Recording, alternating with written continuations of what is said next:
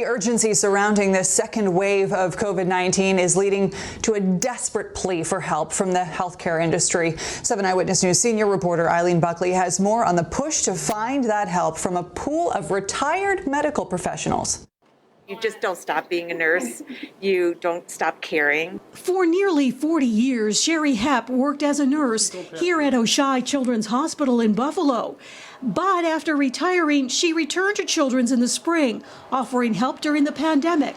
And she's staying on to provide support during this critical second wave. I'm not on the front line with the patients, but I'm there for the staff helping out. So there's a lot of different areas that people retired can come back into. Right now, Hepp is giving out flu shots and will then be administering COVID vaccines to the hospital's healthcare workers. But as hospitalizations are spiking in Erie County, more frontline doctors will be vital. There are not enough frontline physicians, those that have been working for months without a break.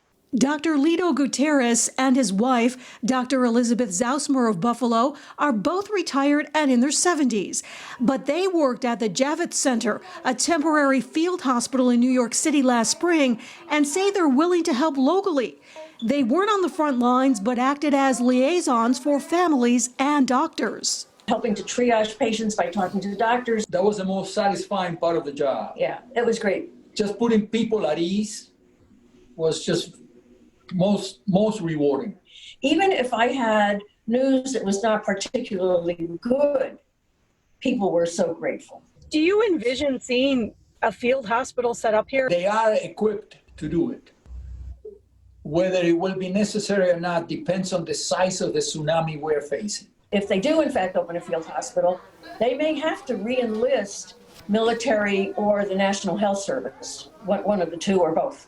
And Lieutenant Governor Kathy Hochul says she's working with the major hospitals in Western New York to come up with a recruitment list of who will be able to come back to the medical workforce. In Buffalo, EILEEN Buckley, 7 Eyewitness News.